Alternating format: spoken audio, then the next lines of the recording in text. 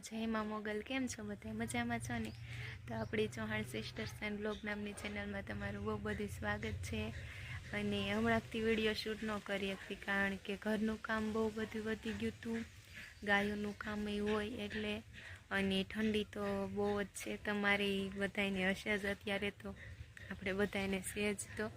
અને અમારે તો ઠંડો પવન એટલો ફૂંકાય છે અને ઠંડી એટલી, તો આખો દિવસ સ્વેટર પહેરે રાખીને તોય ઠંડી લાગ્યા જ રાખે એમ. અને ગાયોને આખો દિવસ છે ને પડદા બાંધીને ફરજો પેક રાખવો પડે, ન કરીએ નહીં ઠંડી વાય એટલે એ બીમાર પડે.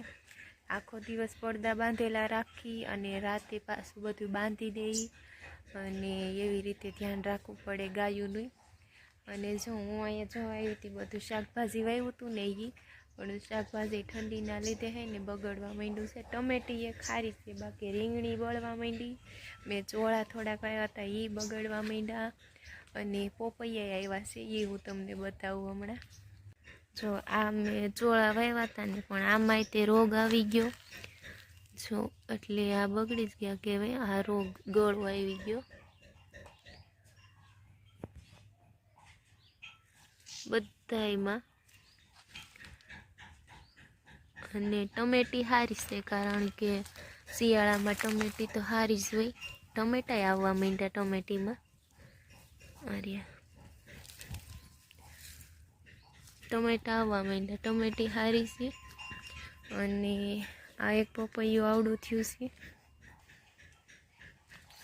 આ રીંગણી જો હાવ આવી થઈ ગઈ, નકર આમાં એવા સરસ રીંગણા આવવા માંડ્યા હતા અને લીલી સમ રીંગણી થઈ ગઈ હતી. એમાં રાખ નાખી છે, રોગ હતો ને એટલે, પણ કાંઈ ફેર પડતો નથી.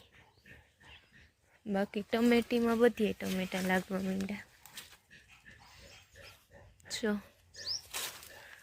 ટમેટા તો આમ લૂમ હોય ને એમ લાગે છે જો, 5-5 ને 4-4 ને એ રીતે ટમેટા લાગ્યા છે. ટમેટી સારી છે, બાકી આ બીજા છોડ બધા એ રોગ આવ્યો ને એટલે બગડી ગયા. આ મરચીનો છોડ જો તમે, પાન કેવા થઈ ગયા.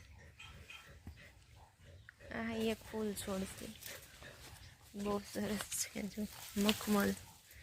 અમે આને મખમલ કહી, કેવું સરસ લાગે. આ 2 પોપૈયા છે, તો એક પોપૈયામાં લાંબા પોપૈયા આવે જો આવા, અને આ બીજું રહ્યું ને ઉપર વયું ગયું એમાં આવા ગોળ આવે જો. 2 એ બાજુમાં જ છે ને, હા અડીને, તોય 2માં નોખા નોખા આવે. એ મોટા થઈ ગયા છે, આ થોડાક નાના છે તોય પાકવા માંડ્યા. હવે તો છે ને જામફળ એ પૂરા થઈ ગયા.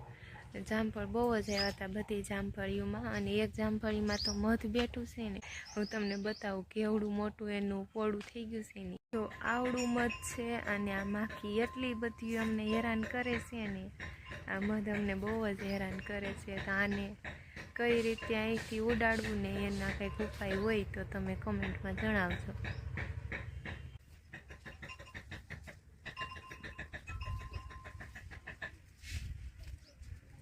બસ આજના વિડીયોમાં આટલું જ. અને વિડીયો સારો લાગ્યો હોય તો વિડીયોને લાઈક, શેર, કમેન્ટ કરી દેજો. તમારા ફ્રેન્ડ અને પરિવાર સાથે શેર કરજો. ચેનલ પર નવા હોય તો ચેનલને સબસ્ક્રાઈબ કરતા જાજો. અને ઠંડી કેવી પડે છે એની જરૂરથી કમેન્ટ કરીને કહેજો. આવજો.